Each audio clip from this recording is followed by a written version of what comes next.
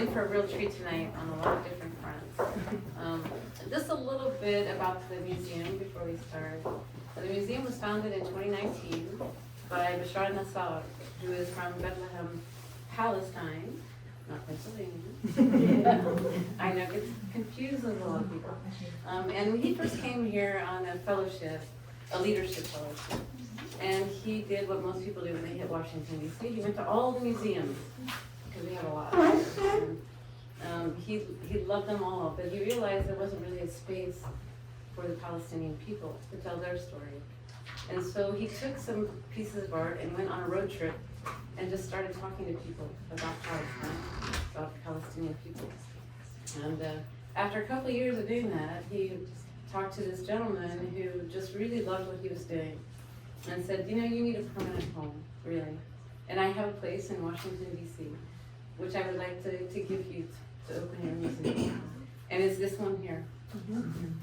So welcome to our home. And the floor is actually Jerusalem stone.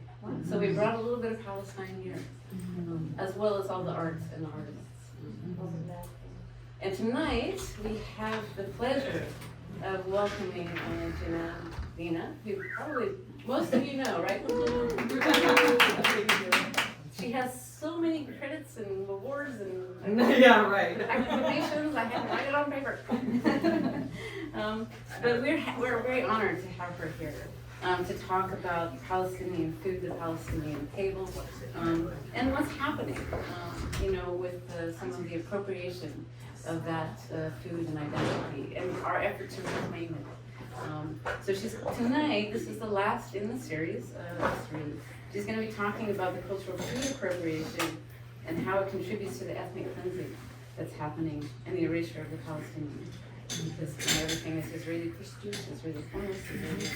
So in an effort to reclaim that, we're going to talk about how we, as a community, can help to stop that erasure and how we can be conscious in our consumerism as we go forward. Jinan is very famous now, Palestinian American activist and chef, and a curator of the hospitality culinary experience, Beiti, which of course in Arabic means my home, which is nice. She has started this endeavor in 2022 after launching her pop-up in 2021 in Adams Morgan at the Green Zone. Which, if you guys don't know it, it's got great Arabic music too on the weekend. It's a great place to meet community. And she has been talking about the appreciation for authentic Palestinian cuisine and serving it to people so that they can better appreciate authentic Palestinian cuisine and the reintroduction and reclamation of the Palestinian food. Through her pop-up, she's turned her passion for food and freedom into a brand and has become a food educator on Palestinian cuisine and the intricacies of the occupation in Palestine and how those play off of each other in the ethnic cleansing that I just mentioned before.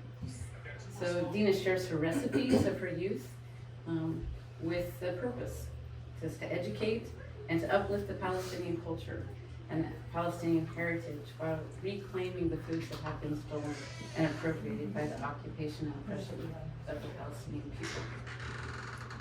Her work has been featured in the Washington City paper, the DCist, the Eater DC, and also the District Fray, and we're lucky to have her here tonight. And I want to please give a warm welcome to Jinan.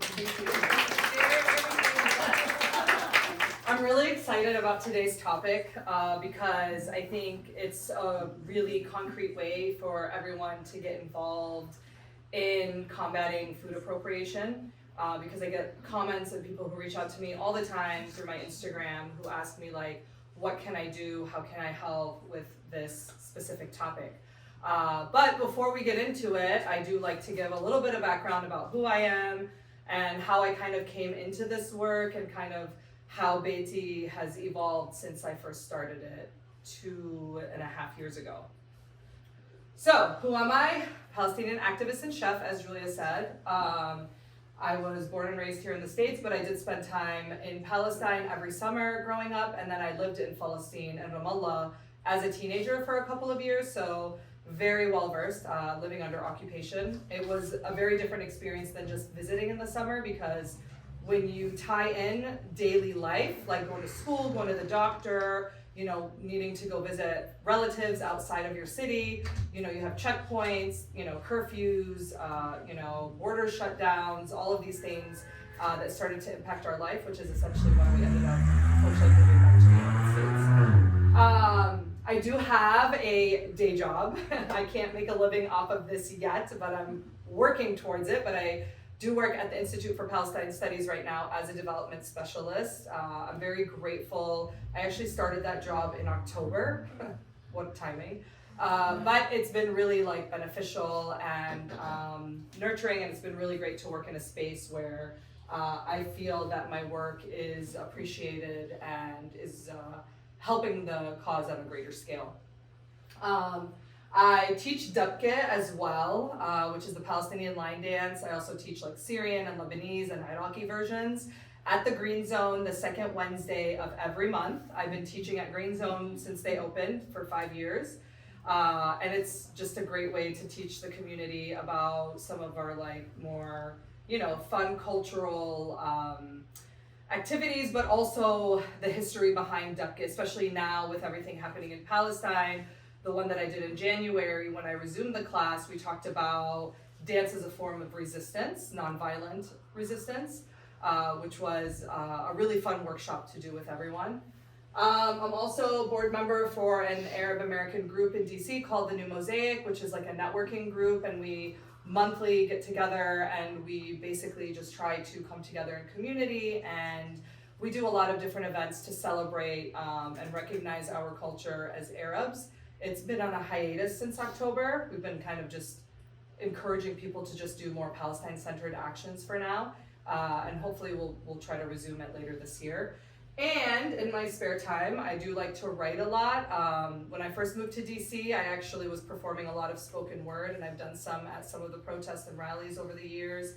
And I'm very, very enthusiastic about bachata. I started dancing 2 years ago, and it's one of like my favorite ways to de-stress and relax. So Beiti, which is my pop-up, I called it Beiti because when I started my pop-up, what I wanted to do was to focus specifically on authentic traditional Palestinian home cooking, the food that I grew up eating. And this is stuff that you don't find in most Arab restaurants around the city. And most of the time you get like the watered down versions, you get like the kebabs, the rice, the hummus, the salads, but you don't get like the stews and the comfort dishes that my mom used to make us growing up, like mlukhiyya and bamia and ma'lube and msakhan. And like those foods just have like a special element to them where it really just brings you so much joy and so much comfort, but also those foods are very much tied to the land in Palestine. Like I remember summers going with my grandmother to pick mlukhiyya leaves and then going home and cleaning them and then watching her like, you know, cut them up and make them into the stew. Or when she would make maftoul, which is the Palestinian version of couscous, which is a little bit thicker, more like a pasta, but it's because they take the bulgur wheat and they add a lot of flour and water and they actually roll it until it becomes like little doughy balls and then they steam it. And it's absolutely delicious. But like these things I grew up watching being made from scratch, and just to see how they like basically went from generation to generation, and how my mom, you know, started making them, and me watching my mom make them, and now I make them, really made me think that not very many people know about one, Palestinian food in general, but also like the history. And I think now, obviously, there's a lot of interest in Palestine, which is incredible, and it's been so wonderful to be able to connect with so many people. And so I decided to extend a lot of the work that I do and turn it into food education, because a lot of people seemed very interested in knowing, you know, the backstory. And so every time I have one of my pop-ups, a lot of them are sit-down dinners mirrored like a azuma, which is like a dinner party that my mom would have growing up. I will explain the dish and what it is and why it's important to Palestine and where it came from. So in October, actually on October 8th, I had already had planned my olive harvest pop-up, which I do every October. And I did it down the street at Delight Cafe. And, you know, I always like to talk about, specifically when it comes to food, how the occupation has affected Palestinian food sovereignty and preservation.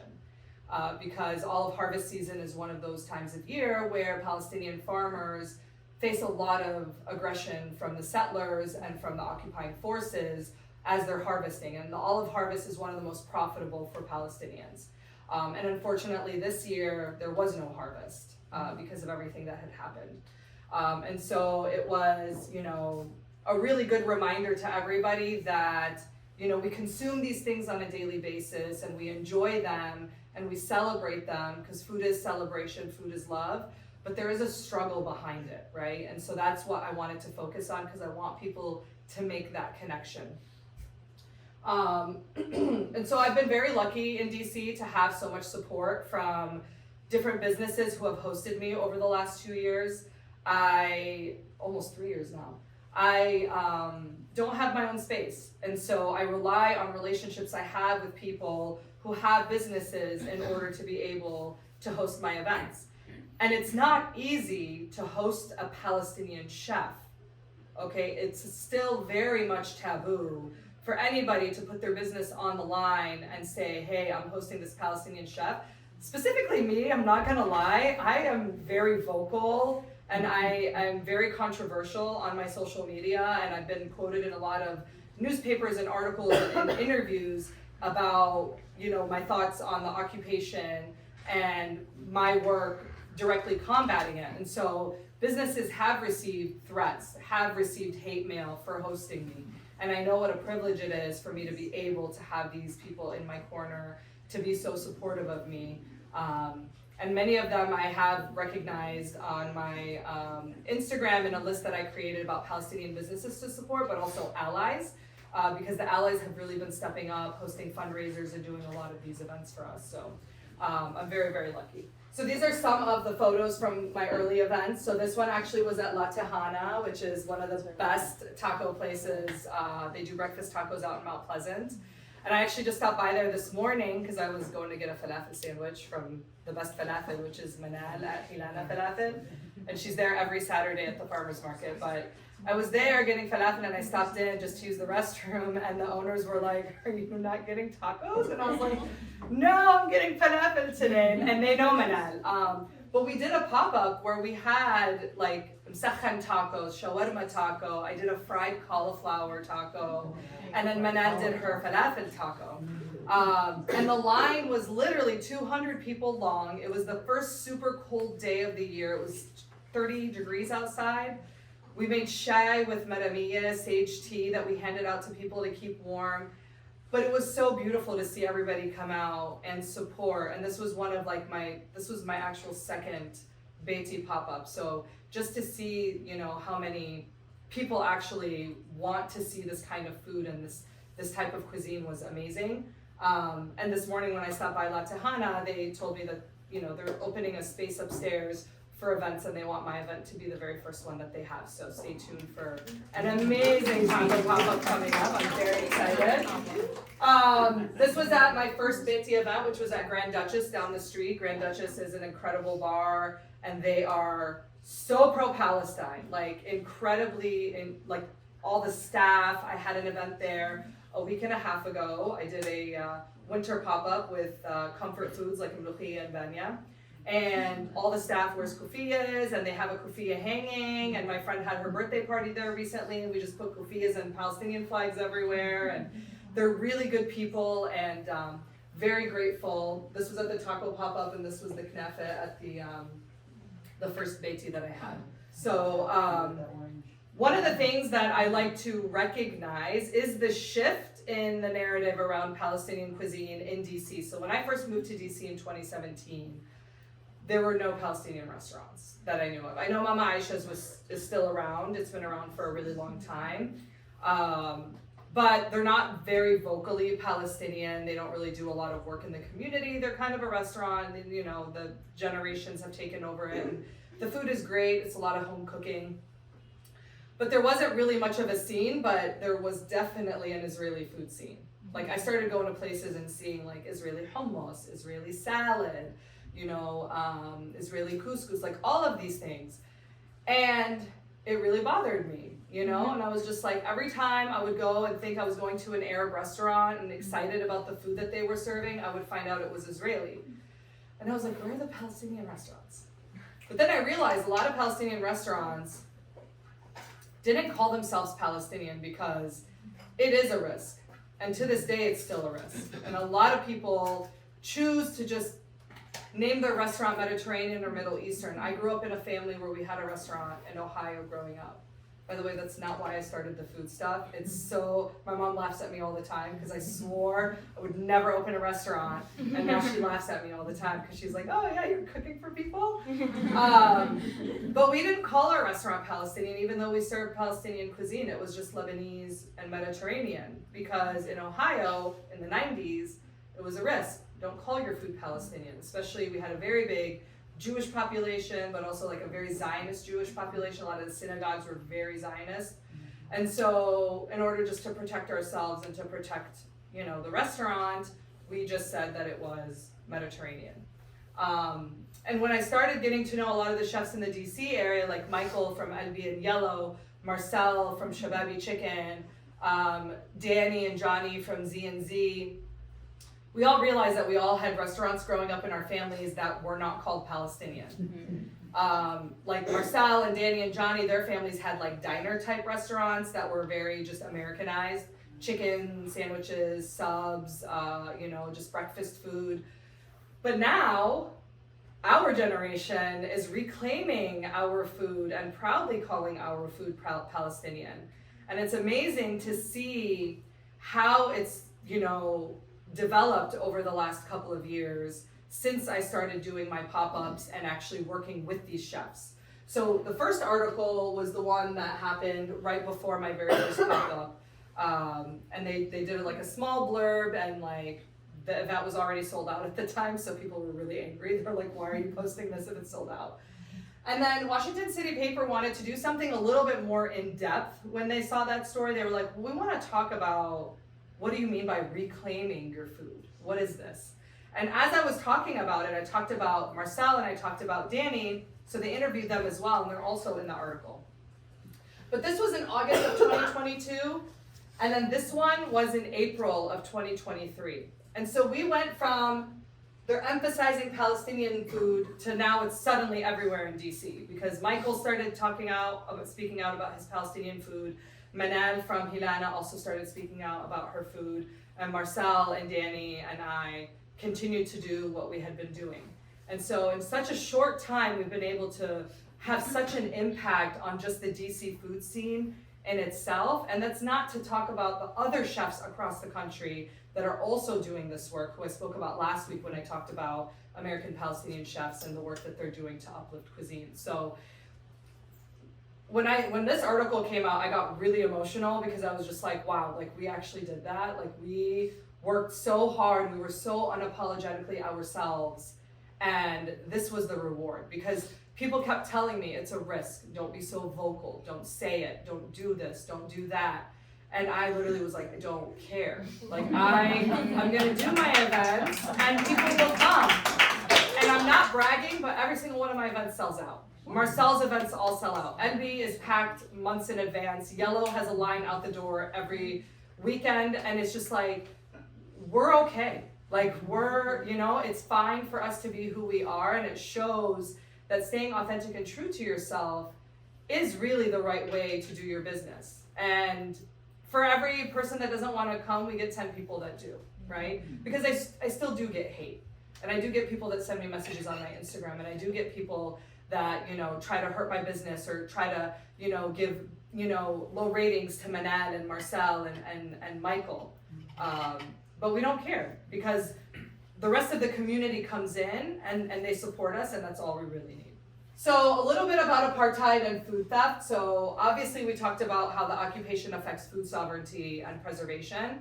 But there's so many different ways that comes to play. So obviously, like I said, during olive harvest season, they'll burn and uproot olive trees.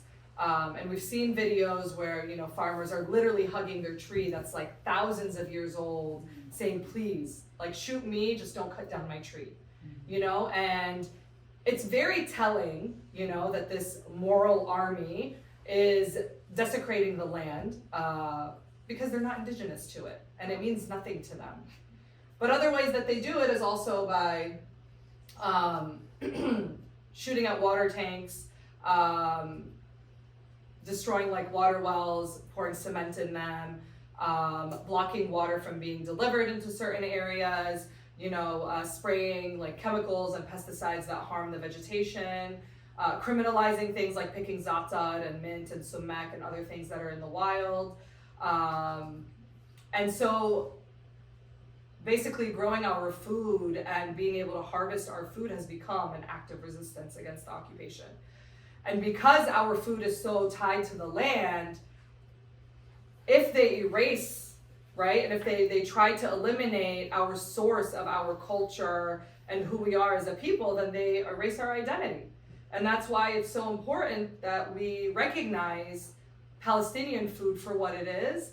And I love the fact that people enjoy my food and they love the taste and they think it's really good. But when I cook that food, like, I'm thinking about my grandma, watching her in the summers. I'm thinking about my great grandma who lived till I was 13 years old, who had a beautiful farm that I would go and see the chickens running around, and she would have all these beautiful trees for apples and the grapevines and the lemons.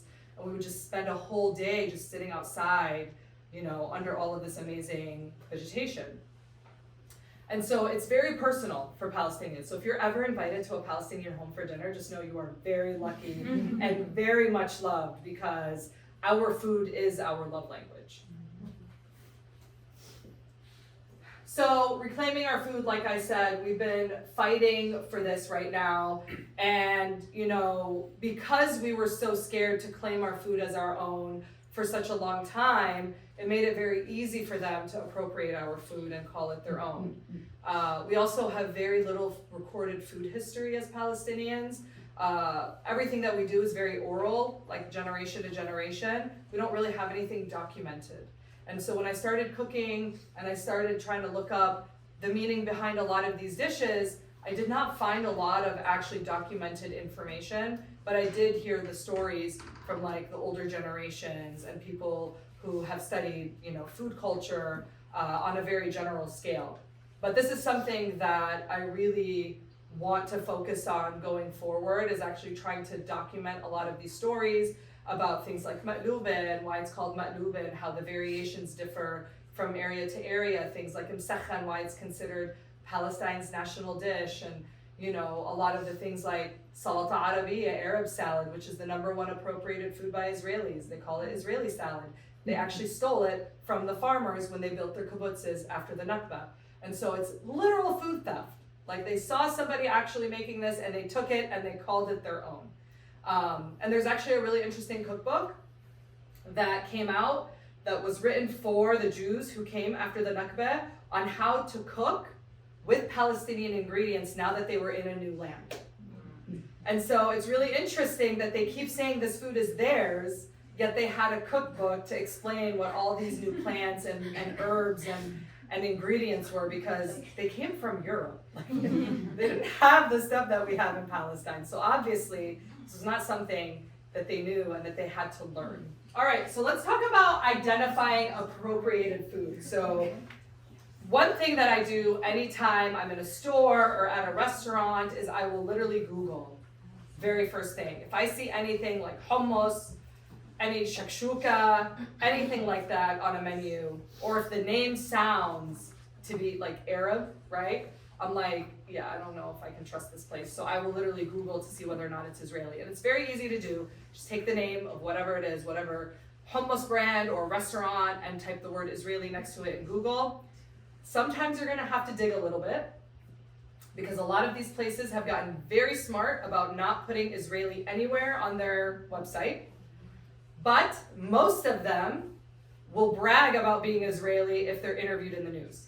So I found tons of articles, New York Times, Washington Post, all of these, that will literally say, Israeli chef so-and-so, or this person grew up in Israel and pulls on the food that they ate growing up in Tel Aviv. So it's very easy when you start to know what you're looking for.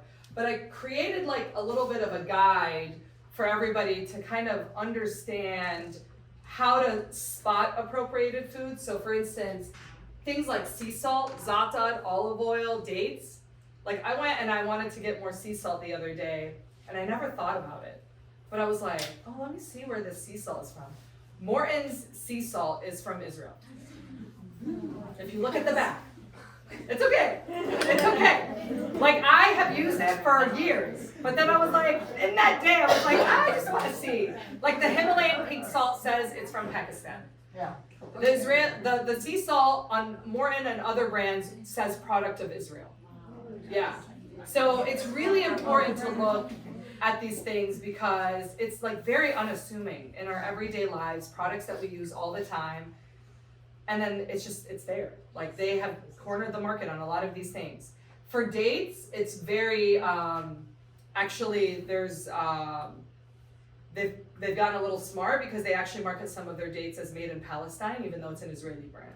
American Muslims for Palestine every year before Ramadan puts out a boycott date list, so you should follow them on Instagram, go to their website, and pull up that list because they just released it for this year, and they have all of the dates that you should not be purchasing that are considered Israeli dates. Hummus. One morning I was on my way to work, and I was I'm gonna stop by, get a snack, some veggies, some hummus, and then something in me was you need to Google this brand. So I just started Googling. There were 6 brands on the store shelf. I went to the Streets Market up here in Adams Morgan, so not a big grocery store. And I was going through, and obviously we know Sabra hummus, blah. But I started looking at the other brands. Tribe, Israeli. Hope, Israeli. There's another one that started with a D. I don't know, it was very weird, but it was also Israeli. Also was started in Ohio, which I'm very mad about. Why are you producing Israeli hummus? But 5 of the 6 brands were Israeli.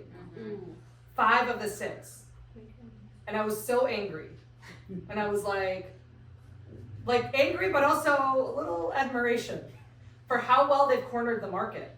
Because hummus is considered Israeli now.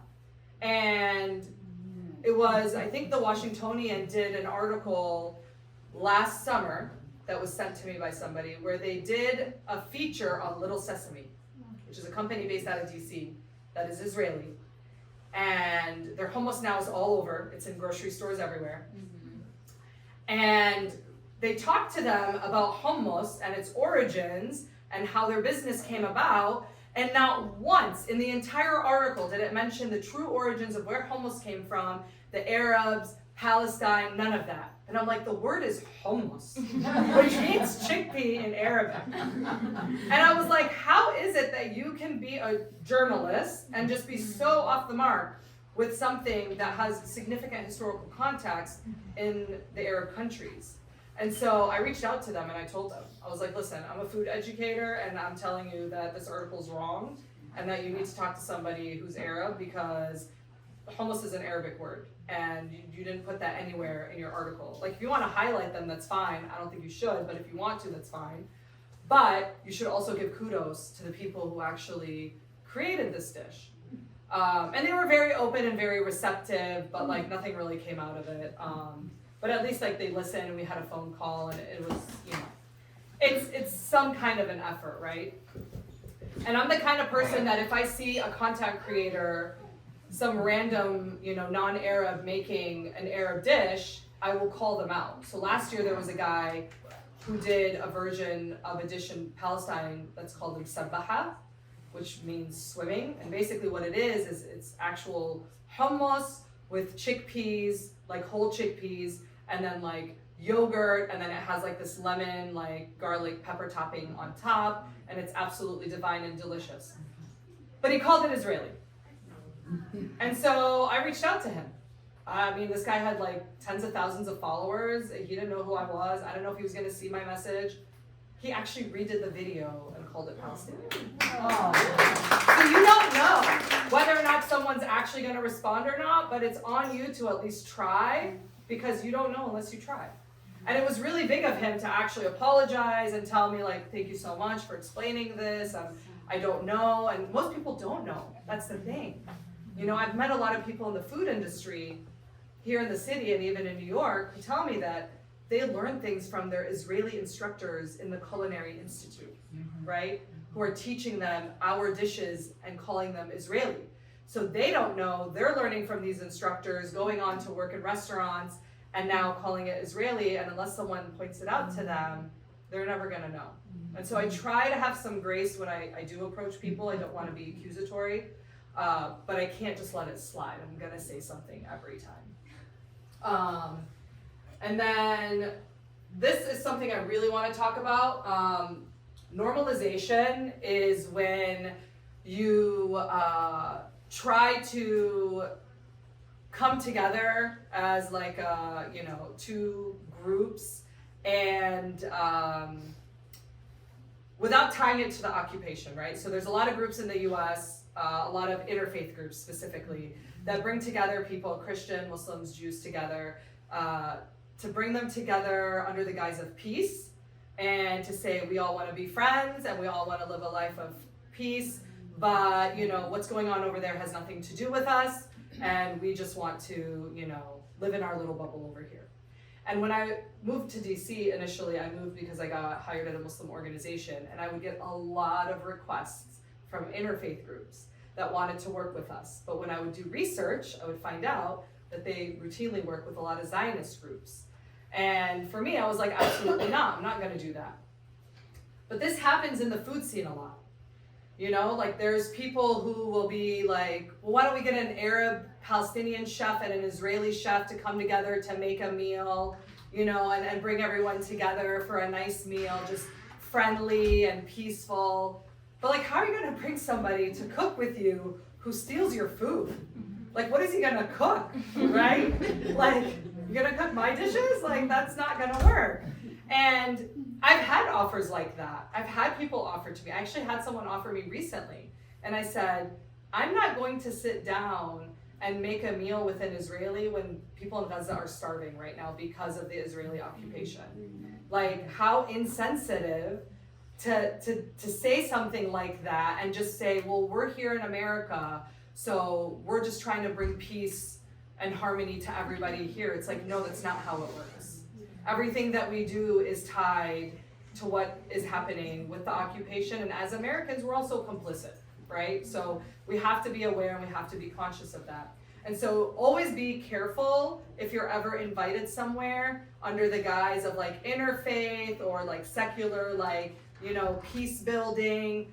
Do your research, because a lot of times it has like a different intention, and you don't want to become a part of that. And unfortunately, in the Muslim community, I see that happen a lot with non-Arab groups. So like South Asian and a lot of other like, you know, groups who are not directly tied to the occupation itself, and they don't see any harm in it because they're like, oh, well, we're just trying to be kind, we're trying to be good Muslims by extending an arm to our neighbor, right? But it's just like, you can't do that while your brothers and sisters are dying in Palestine. That's literally a slap in the face to them, right? Because you're saying that regardless of what's happening to you, I'm gonna be friends with this person here.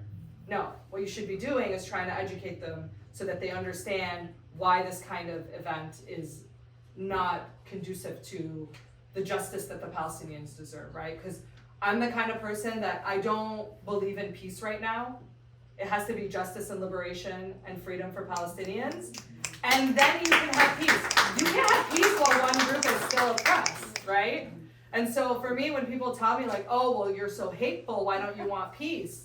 It's like, peace comes when everybody's equal. Yeah. But people are not equal right now. You give everybody their justice, and then we can talk about peace.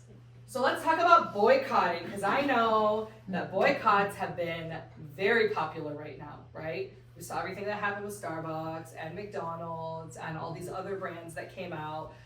But boycotting has been going on since 2005 with the BDS movement, boycott, divest, and sanction. And actually, when I was in college, I'm gonna date myself a little bit, when Rachel Corrie was murdered in 2003 by a Caterpillar bulldozer that ran her over because she was trying to stop them from demolishing a house while they were building the wall. We did a boycott of Caterpillar on my college campus. And we didn't have like a structured organization. There were no SJPs back then or any of these organizations. It was just a group of us on campus that was like, no, we're not gonna stand for this. And so boycotts definitely work. I know a lot of people think boycotts are unnecessary, you can't make a difference. You could definitely make a difference. We've seen the effects of the boycotts on some of these businesses since October. And, you know, we have to believe as individuals that collectively we have power and that we can shift the narrative. And we've seen that happen with the protests that we've had and a lot of these other actions that have been happening. You may feel as an individual that maybe you don't have the power to do anything, but when you come together with community, it's obviously a lot more impactful. And so we saw South African boycotts, that's basically what helped end apartheid, right? And the sanctions and the divestment, you know, from a lot of those countries in order to be able to get the freedom for the people of South Africa. So it is very helpful to boycott, but you have to understand what you're boycotting and the reason why you're boycotting, right? So for Starbucks specifically, there's a lot of misinformation going around, and that's one thing I've noticed a lot since the movement's gotten bigger is misinformation. We're not boycotting Starbucks because they fund genocide, okay? Let's just get that out there. They do not fund genocide. They're not taking money out of their bank and sending it to Israel, right? They were suing their union that posted a pro-Palestine statement, right? And so still boycott them because that's a terrible thing to do. But we have to understand, like, we don't need to make up information in order to be valid in boycotting a product. We have enough reasons out there that we can do it, but we just don't need to spread misinformation because that really just hurts our cause as Palestinians. Now, all of a sudden, right, all these companies started coming out with "We Stand with Israel," you know, statements, right? Kava, Sweet Green, you know, all of these companies like, you know, makeup companies and all of these things, right? So then all of a sudden, all of these brands start popping up all over your Instagram. Everyone's like, boycott this, boycott this, boycott this. And the problem is that there was not enough options for alternatives. And so people just got so overwhelmed. They're like, I don't even know what to do. I don't know what to boycott. What am I supposed to use? Like, I need to be able to get, you know, formula for my child, diapers for my kids, like, you know, baby products, you know, shampoos, like all of this stuff, right? Because there's something for everything that's on the boycott list. So boycott fatigue started to hit the community. And people just started saying, well, I can't boycott everything. So I'm going to boycott nothing. Because it doesn't matter, I'm just one person, right? Because that's what everybody thinks. But if everybody thinks we're just one person, then that's everybody. It's no longer just one person. But it's important to understand there are levels to boycotts, okay? And Starbucks and McDonald's and Disney and these companies that just came about are gonna be like your second and third tier. There's actually a top tier that is like directly impacting the occupation and has been since BDS was founded in 2005. This was an article actually that I wrote 2 months ago about boycotting for TRT World. And I was talking about not just the boycotts, but conscious consumerism, which is what we're gonna talk about in a little bit. All right, so there's 3 levels. There's boycott, divestment, and sanctions. And this all comes from the BDS movement website. You can look it up and get more information. It's a great website, by the way. Boycotts, obviously, you're withholding your support for certain products, right, that are showing support and directly impacting the occupation. So there's like a lot of things, like Sabra Hummus is on the main list because they actually have factories in Israel and they actually send like actual like funding to the state of Israel. Divestment is what you see in like your local government, your schools, businesses, your places of worship, basically not using investments and funding in order to operate. So for instance, here in Washington D.C., our lovely mayor, I use that sarcastically, takes a lot of money from Israeli developers in order to gentrify the city. So not only is she also supporting occupation in Palestine, she's displacing the Black community in D.C. and making it harder for them to make a living and find a place to live. And so it's important to understand like how this is impacting us here at home, but also how it's impacting the people in Palestine. And then sanctions is what we do with governments. So for instance, after the Syria war, the US sanctioned Syria, right? And so they sanctioned Iraq, meaning you're not getting medications in, the people are basically suffering because of what the government is doing. Now, if we look at what Yemen has been doing with their economic disruptions, right? It's a form of sanctions because they're not allowing certain things to get to Israel in order to keep their economy going. And that is literally the most effective type of boycott, is when you sanction a government or a country. And that's what we ultimately want to lead up to in our work, is boycott is at the most basic level, divestment is second tier, and then your sanctions is gonna be the top level. This is really what will help disrupt and dismantle the government of Israel and the state of Israel. So these are the top companies that are on the BDS list. These are the ones that directly fund the occupation and the apartheid of Palestinian people. HP and Siemens, they basically are working with security companies in Israel that monitor Palestinians and gather information about them. This is a banking system that is helping basically, hold all of the money that Israel gets from a lot of their, dirty doings. Ahava, you go to the mall and then someone with like the Dead Sea car tries to stop you. That's them. That's who that is. They're the ones that are always trying to, sell you these products that they say, oh, there's like Dead Sea salt, and then you ask from where, and they're like, Israel, and I'm like, I don't know what that is. And they're like, really? And I'm like, yeah. I was like, they're like, where are you from? I'm like, I'm from Palestine. And then they're like, oh, okay.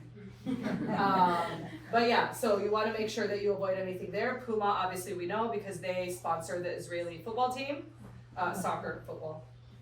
SodaStream, they have a direct investment tied to settlement that's in Palestine on occupied Palestinian land. And of course, Sabra Hummus, like I said, they have a factory and direct funding to the Israeli military.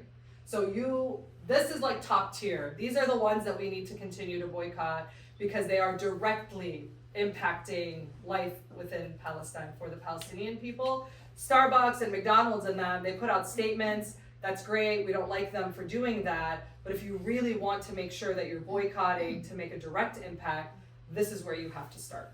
And like I said, you can go to the website and get more information as to like why and how they selected these specific ones. They also had on there Israeli produce, which I talked about, so things like dates and other fruits and things like that.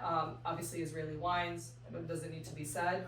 But yeah, so that's the major group right there. Like I said, secondary boycotts, because here in America, these are things that obviously we use on a daily basis. It's hard to boycott Amazon, I get that, but they did sign a security contract with Israel even after the war started, so I have actually reduced my Amazon purchases significantly. Once in a while I will still use it though, because I live in DC, I don't have a car, I also have mobility issues sometimes, so sometimes it has to be done. And I try to tell people you can't be hard on yourself for wanting to use these products once in a while. It's unfortunately, but it's a byproduct of this capitalistic system that we've been born into and conditioned, where it's not easy to get things that you need all the time. It's unfortunate.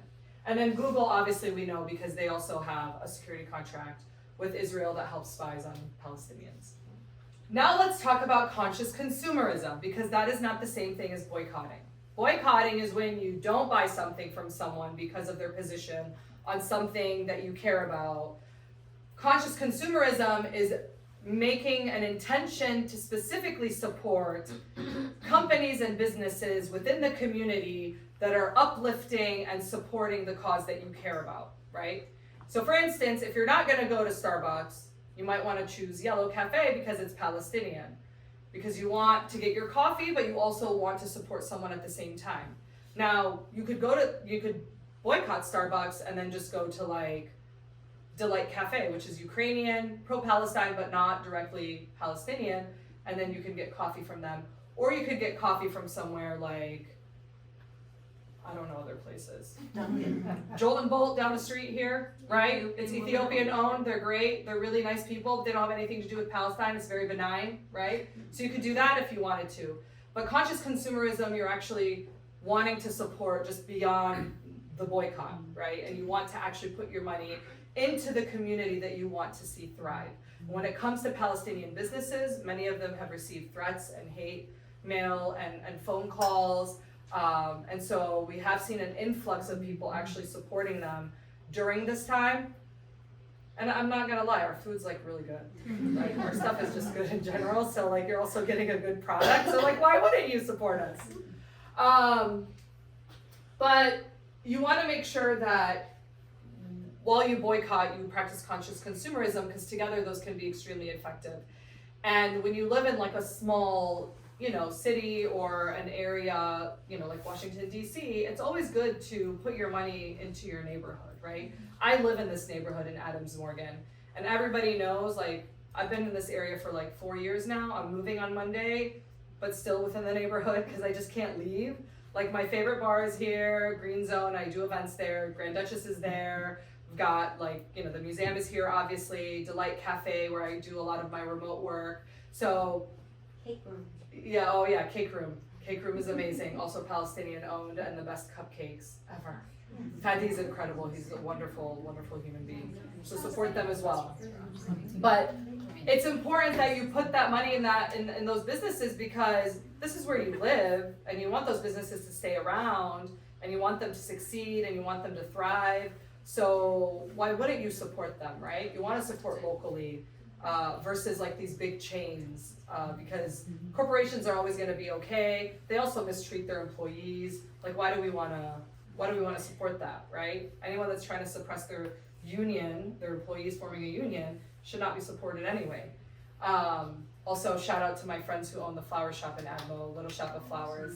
They're Palestinian owned, and they were told by the area neighborhood council not to be vocally Palestinian because at the beginning of everything, they posted on their Instagram that they were donating proceeds of bouquets of flowers to an era, and they told them, you probably shouldn't do that. And my friend Diana was like, watch me. And I was like, okay, calm down. And now with everything happening, again, they're donating. So if you want flowers, their flowers, by the way, are the best flowers, the freshest flowers. They've definitely donated a lot of greenery and candles for my events in the past without taking a dime. And they're such good people and they definitely deserve the business and the support, so please check them out. But conscious consumerism is important, and when your community succeeds, that's just a bonus, right? But you also are making sure that when you're spending your money is going towards something good, right? And so even better if like they're donating proceeds to Gaza, right? Or working within the community to do like different events to educate people, right? And so it's important just to be aware of like where you're swiping that card. And then this was like one of the quotes that I had from my op-ed. As long as we continue to consume with consciousness, we can feel confident. It's a lot of C's.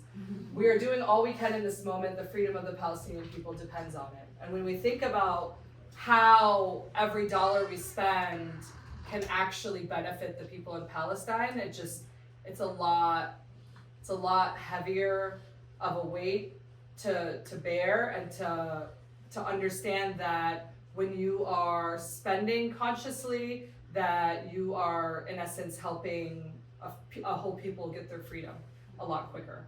And our power as a community is very inspiring, especially in the last few months, to see the work that we've been able to do. But just imagine if we just took a little bit more effort every single day in the decisions that we make, like how much further we could be in just another few months. So it's just something to think about. All right, Palestinian businesses to support. Waiting for the other piece to show up. There we go. So I did this, I had a very short list that I created in 2022.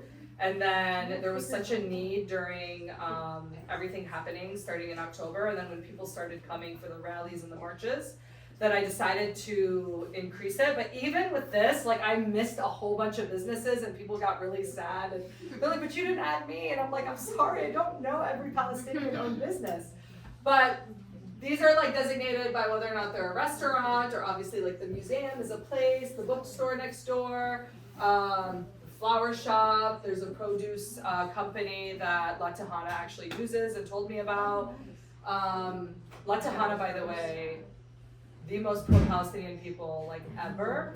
So when everything started, they've always been very pro-Palestine. But when everything started in October, the owners reached out to me asking me what organizations would be good to donate to. And I thought they meant they were gonna donate individually. So I was like, oh, you got PCRF and you UNRWA USA and you have an era. And then a couple weeks later, randomly, they just like posted this post on their Instagram that said, all of our proceeds from our Sunday sale, which is their biggest day, over $4,000, 100% was donated to Palestinian organizations. They did half to UNRWA and they did half to PCRF. Without, like, they didn't even tell me that they were gonna do it. They just did it. And then I like texted them and I was like crying and I was like, oh my God, this is so beautiful. And they're like, this is nothing. Like, we're just doing what we can. And it was just so nice just to see, like, just their humbleness and, you know, and then just like their genuine, like, care for the Palestinian community. And again, it's a risk to post that you're donating all of this money to a Palestinian organization, especially since in October there was still a lot of that rhetoric around, you know, this misinformation about the resistance fighters and what had actually happened on October 7th and all of that stuff. And to just be very bold and saying, like, we support Palestine, we support their freedom, like, in their caption, was just incredible. So I definitely recommend supporting them too. And that's why they're on my list as well. But like, Palestinian allies are just so important to us right now because they're holding space for us. They're doing fundraisers, they're allowing us to host our own fundraisers, you know, they're letting me do my pop-ups. And again, like, they're not, you know, they're getting a lot of hate, there's a lot of risk.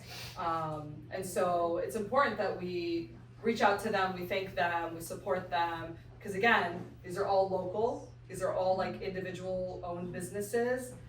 These are people who are our neighbors and our friends, and they're doing amazing work. And this one is for Maryland, and then for Virginia, I did a list as well for a lot of different people. This can be found on my Instagram, so if you can follow my Instagram, Palestinian Foodie. 3 E's in the Palestine part, because people always follow the wrong one. Just saying. Because you're not gonna find this content on the other girls' stuff. I will admit I stole her name, okay? Because I wanted to change my Instagram name and I wanted Palestinian Foodie, but it was already taken. So I was like, I'll just add another E, but it has been 3 years of a headache because she keeps getting tagged in my stuff and I keep getting tagged when people are trying to tag her. So it's a whole thing. She does great recipes though, so you should follow her as well. And so yeah, so I put on a bunch of different restaurants. I found out Balkis, which is Yemeni Lebanese, is owned by Palestinians. It made absolutely no sense to me. But like, we were there one night, just like a month ago, and the guy was like, I'm Palestinian. And I was like, oh, sorry, we thought you were Lebanese. But I was like, I'll add you to the list. I'll make sure you're on the Palestine side. But obviously all these places are great. And these are like local, so just people know. They're like Ashley Furniture, but they're owned by the guy who owns Detour and Darna. So, but yeah, make sure that you guys support these groups. All right, so the last slide, Palestinians to follow. So there's a lot of people doing this kind of work on Instagram. I'm definitely not the first or the last, and I do like for people to follow other voices, to get to know people and to understand their perspectives.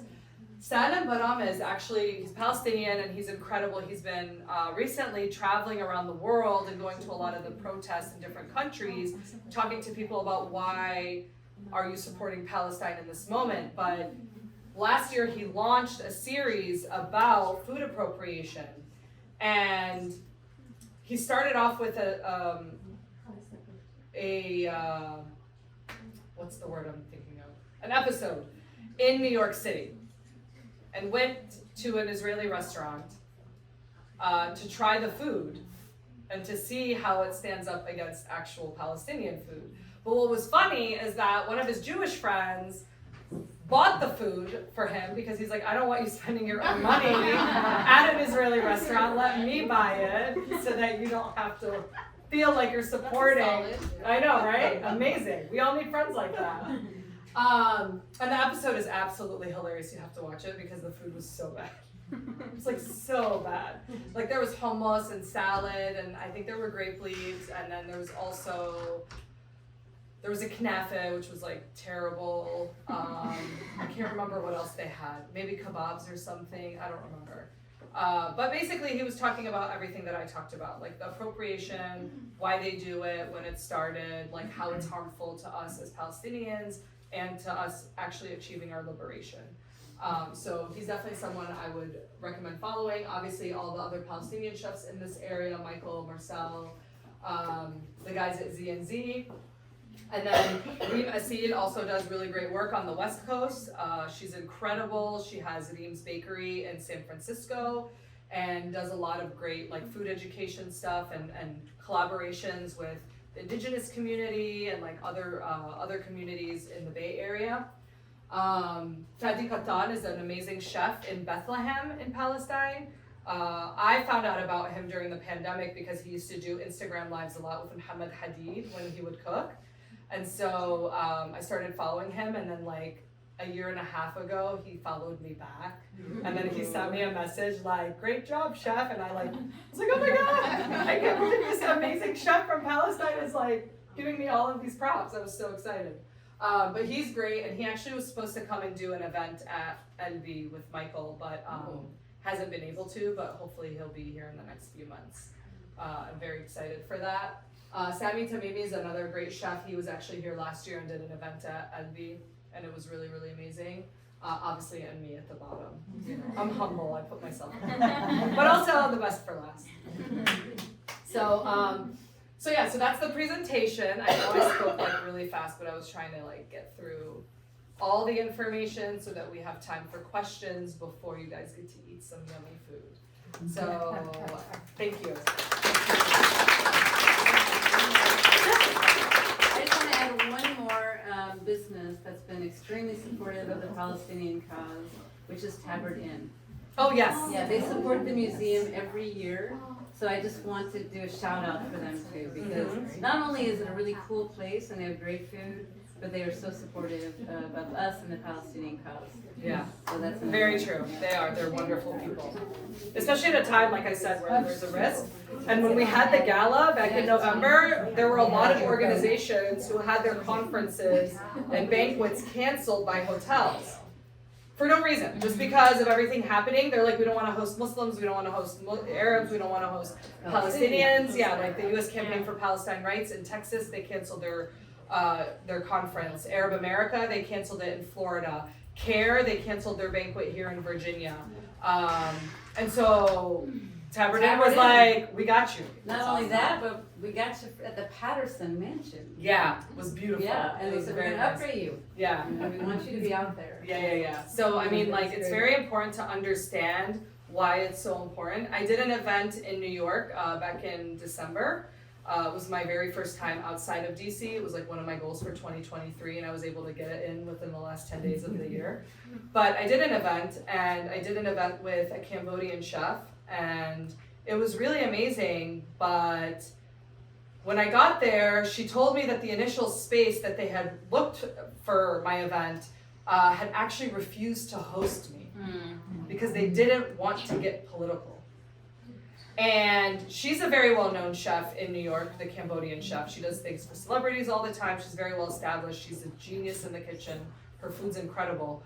But they told her, like, hey, if you want to do an event, you're more than welcome to do an event with us, like, at a later date. But she was like, why would I do an event with you now after you've shown yourself to not care about an important cause? Like, we're not being political. She's just going to come and cook her food. But again, just being Palestinian is political, and some people are just not going to accept it. So it's unfortunate, but we ended up finding a more incredible location that turned out to be absolutely beautiful. So I feel very lucky. Yeah. So does anyone have any questions? Don't be shy. I guess I do in terms of the BDS section. Obviously, like foods and products to boycott, but and I assume this is like maybe on a smaller scale. Are there any globally available Palestinian products that we can go actively buy versus supporting in our neighborhoods as well?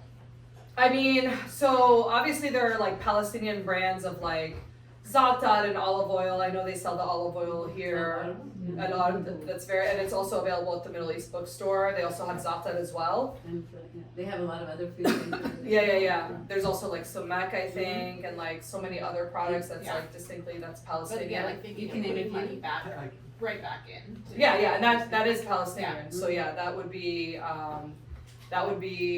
one of them. And then I'm trying to think of other Palestinian like global products. Huh? Yes, Canaan is also a really good one. Canaan. So they have a lot of products like olive oil soap and wood trinkets, you know, for your house, like things that are carved out of like olive wood, jewelry, things like that. Yeah, so that's also a really good one.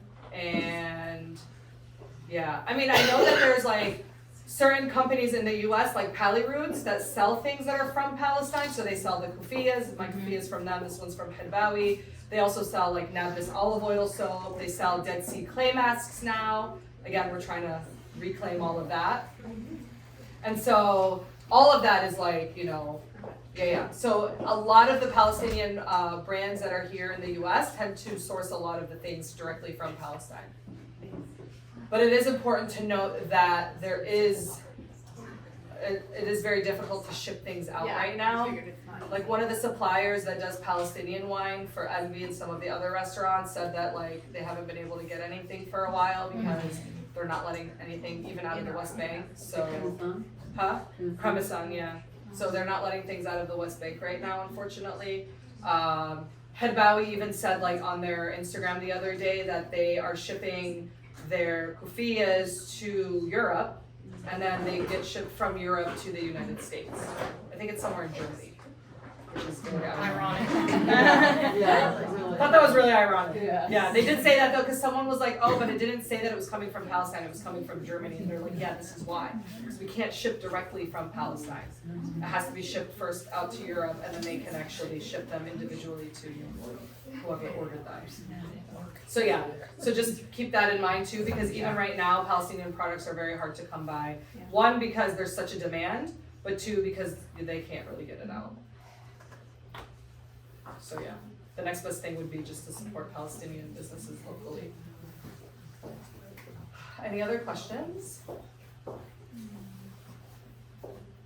Really? No one has any questions? Yeah. What do you think we could use, or how do you think we could use the ICJ results,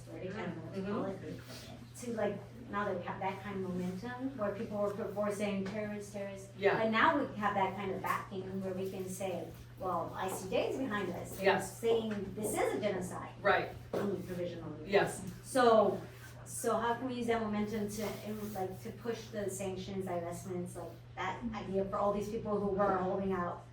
Yeah. I mean, that's a very important point, because I did have a lot of people reach out to me. So the ICJ ruling said it's plausible genocide, meaning that they need more information now. Israel has to like defend itself and provide all of this, you know, information. But it's a very good thing for us globally, obviously not for the people in Gaza who need a ceasefire now, and they need a truce, and they need, you know, to be able to rebuild and to heal from everything. But I know there were mixed feelings when the ruling came out, because a lot of people are like, this is not a win, but it really is, like you said, because this is the first time on a global scale that Palestine has been recognized, you know, and Israel has actually been held accountable for their actions. I like to tell people to focus locally, like in their local governments, like city council and school board and a lot of these other groups, because you would be surprised, but like when everything started in October, I have friends who have kids that live in Virginia and Maryland, and they were telling me that they we're getting all of these statements from the school board or from their local district talking about how they stand with Israel, this is horrific and this is terrible, blah, blah, blah. Because a lot of it was like the misinformation. And it bothered her. She's like, what does the school district have to do with any of this, right? Like, why is the school commenting? Well, what people don't know is like, when I was working in civil rights, a lot of these like Israeli lobby groups go and meet with your school board.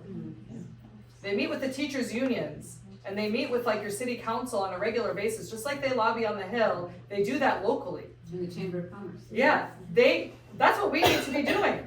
We need to go and actually do that. Like when I was working at CARE, which is a Muslim organization, we did this whole thing around Islamophobia, where we actually brought all the teachers together so they could learn how to teach about Islam when they do world history.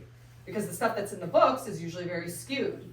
And so we were giving them alternative sources, and we were kind of training them on how to look up things that were true versus what is in the textbook, which is usually very outdated. And they were very receptive to that. So that's what needs to be like formed at a state level, at a county level, with a lot of our communities. Now that we have this information, now we have like this ruling, like we can come together, create a plan, and then start reaching out to the people in our communities to talk about it. Like last week we had a press conference with DC because we're trying to get DC to call for a ceasefire. And they're being very stubborn, and they don't want to. It's been very difficult, but that's where we had Fadi from Cake Room speak. We had a lot of people who have family in Gaza that live in DC that spoke at the press conference, basically talking as constituents. Like if you're a constituent of a certain county or a state, like it is your right to hold these public officials responsible for how they're speaking in public, right? And to be honest, from the work that I've done over the last few years in civil rights and in like community engagement, a lot of these people actually don't have information about the other side. You know, like they don't know much about Palestinians or Palestine. They've never talked to someone who's Palestinian, who's a constituent. They've never been brought forth any of the information from the other side. And so for them, if you're only hearing one side of things constantly and they're very consistent about it, of course you're not going to look into the other side unless someone comes in front of you directly and says, hey, we're here, we want you to listen to this. And so I've heard of a lot of great like instances where, you know, the communities have actually like listened, and that's why we have a lot of these big cities now that have called for ceasefires, right? Chicago being the latest one. But that's the work of the community that's constantly meeting, right? And I'm part of the DC Call for Ceasefire Coalition, and it's like daily, right? We're engaging businesses, and we're talking to, you know, the council members. The other day I was at the farmer's market in Mount Pleasant, and some guy was like canvassing for Robert White, like, hey, sign this petition to have him added to run for council. And I was like, what's his stance on a ceasefire? Because he hasn't said anything. And the guy was like, and I was like, yeah, you take that back to him and you tell him that people are not going to vote for him until he makes a clear statement on whether or not he would support a ceasefire. And I know the guy's just a volunteer with him, but that's something that he needs to know. I wasn't taking it out on the guy that was canvassing, but I was just like, listen, take this back to the guy and tell him. We shouldn't be afraid to say things like that. This is our right as people living in that community. And so like, just be very unapologetic, unashamed, and ask for what you want in your community, because again, that's where you reside, that's where your kids are, the schools. Like you don't want, like my friend in Columbia, Maryland, hates sending her daughter to school because there's a lot of Zionist teachers and administrators, and it's been very difficult to break through that. And she fears for her daughter's safety because they're not going to keep her safe if other kids are bullying her, if they themselves don't feel like she deserves, you know, to be protected. So it's very important that we hit it at that level. I hope that answers it. Yeah, absolutely. Okay, good.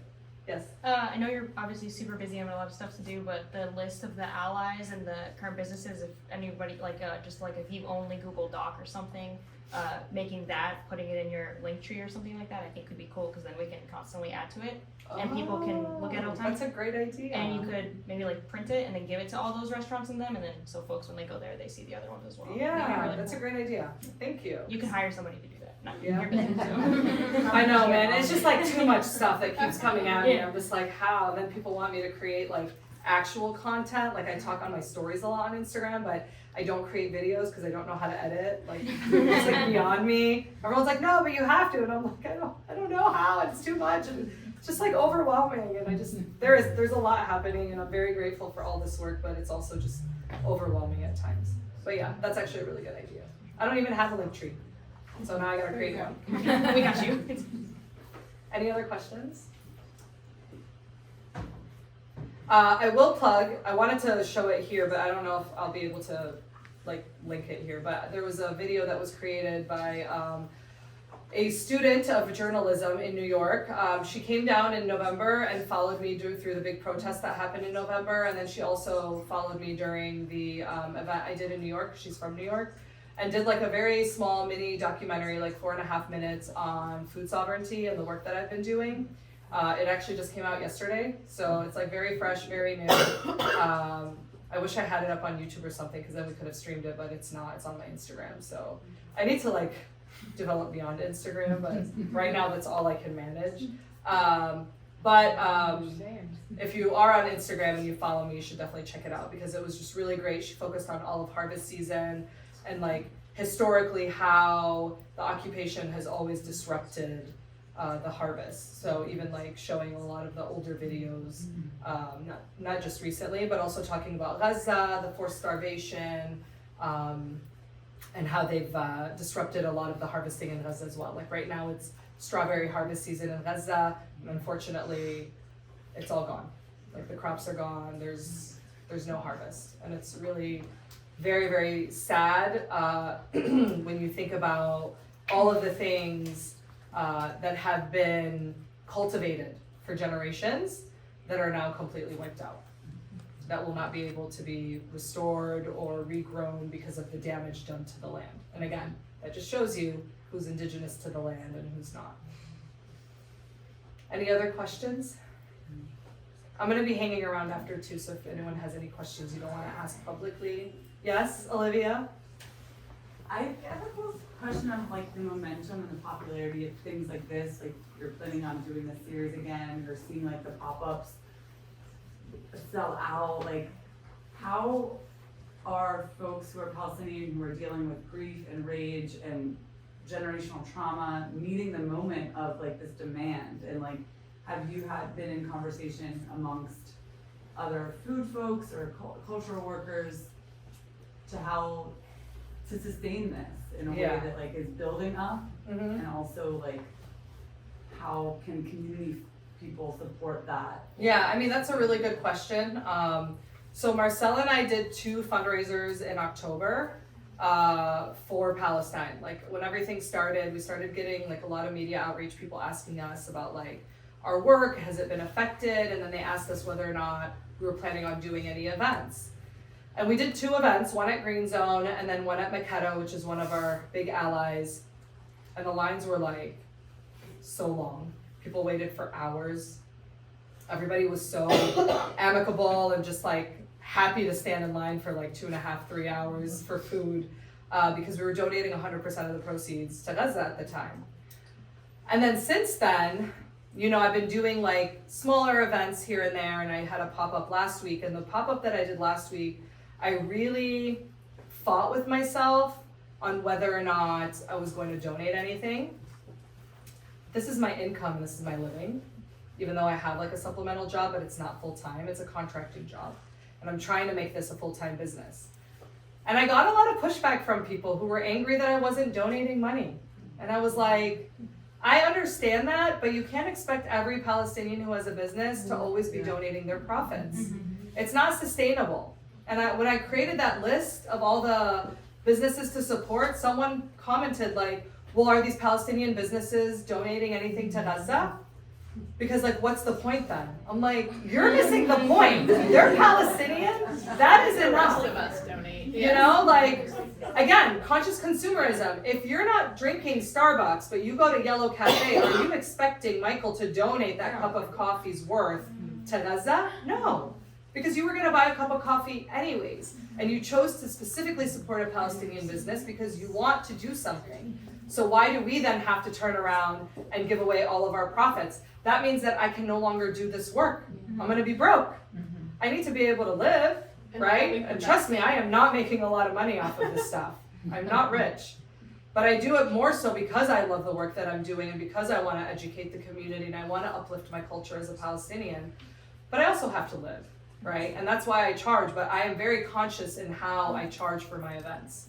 I'm not somebody that's going to charge hundreds of dollars for a ticket because that's not the style that I want. I want it to be accessible and I want people to be able to enjoy it and to be able to attend my events. But it's important to understand that, like, I've had this conversation with Marcel because Marcel and I are both technically still pop-ups. We're not a brick and mortar. And I had a conversation with Marcel earlier this week to discuss a couple of projects that we're doing. And then Marcel was telling me I haven't done any events unless it's been for Palestine recently. But this is Marcel's full-time job. Marcel has a family. And it's just like turning down like big banquets and galas that they used to do just because in this moment right now it doesn't feel right. That's a sacrifice. So in turn, we should be supporting someone like Marcel. Like tomorrow's the last day of their pop-up down in Southeast at this this bar, Hill East. The cinnamon rolls are delicious. I know. I'm Best going one I've tomorrow. ever I'm had. finally going tomorrow because I've been busy every weekend that they've had this. I've But never had a better cinnamon roll. yeah, they did a halawa cinnamon roll. Like, come on. And like this lamb burger breakfast sandwich with like Hill East. It's tomorrow. Wanna go? I'm gonna go. Yeah, I'm definitely. We'll talk after. I'm definitely gonna go tomorrow. But also made a what about tufah? So like apple, cinnamon. Yeah, Palestinian style turnover. Marcel, like I said, is a culinary genius. Likes to play with a lot of the flavors and a lot of the things because they have a lot of great culinary background experience. And so a lot of the stuff that they make is just amazing. But when we talked about it, you know, it is hard. It is hard right now because I also told a friend the other day that I feel guilty every time I have an event that sells out. Like we sold out my museum series in a day, all 3 weekends, within a day. But I hated it at the same time because I'm like, everyone's interested in Palestine and I love that, but they're interested because of what's going on. And it feels bad because it feels like I'm profiting off of like, Yeah. you know, the struggle of my family and my brothers and sisters overseas. And I know that those two things are not necessarily connected, but it's hard when you're Palestinian and this is your identity and this is your job, that you see all of this interest and people are so excited. And I had a line out the door waiting when I had my pop-up last week at Grand Duchess for people wanting to try mluchi and banya, right? But it's just like, it's great because everyone's wearing their kufiyas and everyone's just like in this like beautiful community space and making friends and it's joy and it's resistance. But then also like, you're like, you know, I've my personal brand has grown so much in the last 4 months and people tell me it's a good thing and it is, but honestly sometimes at night like it weighs really heavily on me because I'm just like, I don't want to be profiting off the blood of my brothers and sisters. Like I was doing this work before October, but it was just like slow and steady. And the last 4 months have just been so intense, you know? And it's just like one thing after another and just like, it's a lot. It makes you reflect, but we have to support the people in our community and we cannot expect that our businesses give away their profits every time. Like I'm doing 2 big events during Ramadan and one of them is going to be for Gaza with Marcel, but like we can't donate every single time, right? We have to be able to sustain this work.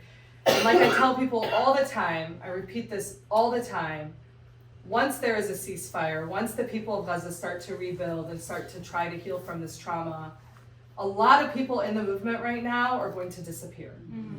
They're gonna disappear. It's gonna happen. I already know it. It's fine. But people like me who've been doing this work for years, who will continue to do this work, we're the only ones that are gonna be here to carry the weight of everything that's left.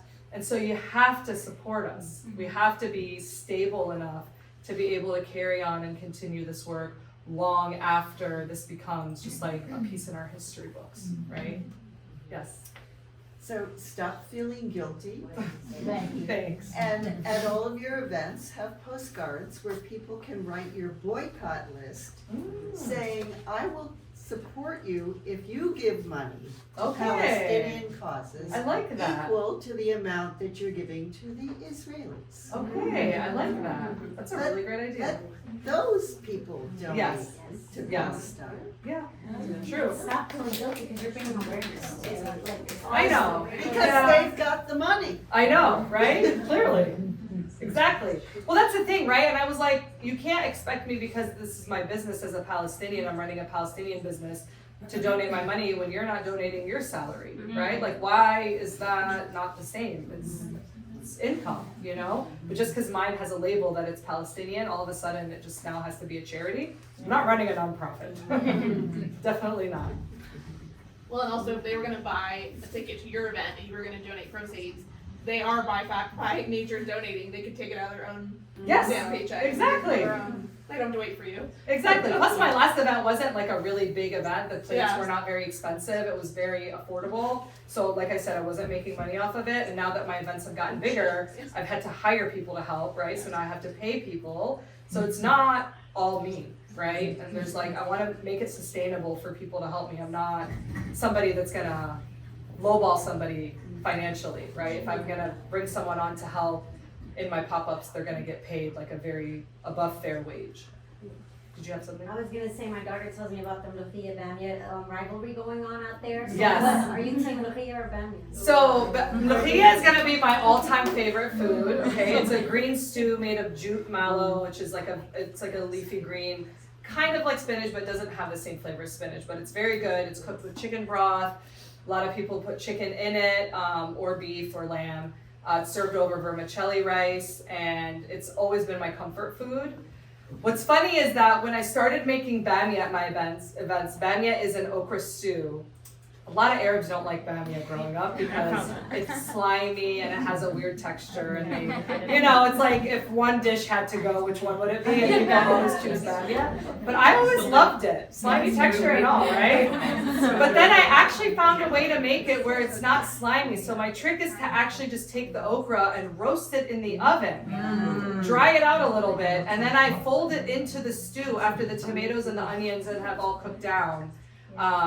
And then I add all the spices, and then it turns out great. And people have loved my bamia. Which one does better at your events? So the last one in Lucia did better, but that's because we had a lot of Arabs, and so like a lot of my friends came and they love Lucia. But the event that I did last summer at Delight Cafe, it was both. They both equally ran out at the same time. Some people actually got both. They wanted like a mix of both. So I know it's hard, but I always tell people at least try my version. Olivia's tried it. And I love it. Olivia loves my bamia.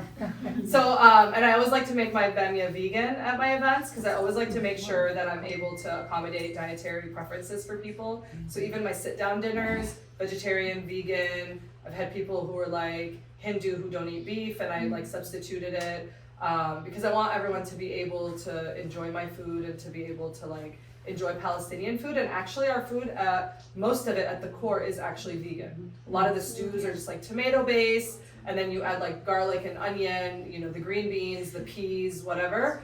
And then the meat can just be added like if you want to. Growing up we had it both ways, but I just want everyone to have access to the food, so that's why I always try to make the bamia vegetarian, vegan. Any other questions?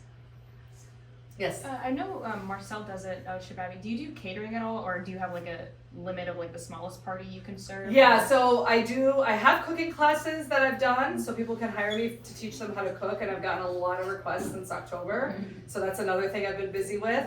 I've also done like food demos, like on university campuses. Like they'll rent a kitchen, and then I'll teach them how to make things like msakhan wraps or any kind of like food that's like, you know, easy to make. And I have done catering, but yeah, I've had people reach out to me to cater like 200 person like office party, but I'm literally one person. So I could do like a couple, like if I had a couple that was like a client for like 4 or 5 months where I actually made them like food that would last them a couple days at a time, and I would make them like just the traditional dishes. I would make like ma'lubim, luqiyya, you know, just like chicken and like roasted in a pan with veggies, salads, things like that. So like maybe up to like 10 people. Cool. I could do that. But I also do private dinner parties, so I can actually come to your house and cook in your home, which makes it like so much easier for me. I see everybody taking out pins. Yeah. Hire me. Anyway, thank you so Yes. much. Awesome. Thank you. Now you guys can eat. So today I prepared, so in Palestine, a very popular like snack and street food is ma'adi, which is just like fried stuff. I did it last week, so if you were here last week, I'm sorry, you're gonna eat it again. But I'm sure you won't mind. So I did, it's not fried actually, I did it the healthy version, so it's roasted.